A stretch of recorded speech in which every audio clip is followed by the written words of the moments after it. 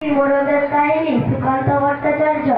একটি মোরগ হঠাৎ আশ্রয় পেয়ে গেল বিরাট প্রাসাদের ছোট্ট এক কোণে, ভাঙা প্যাকিং বাক্সের গাদায়, আরো দু তিনটে মুরগির সঙ্গে। আশ্রয় যদিও মিলল, উপযুক্ত আহার মিলল না।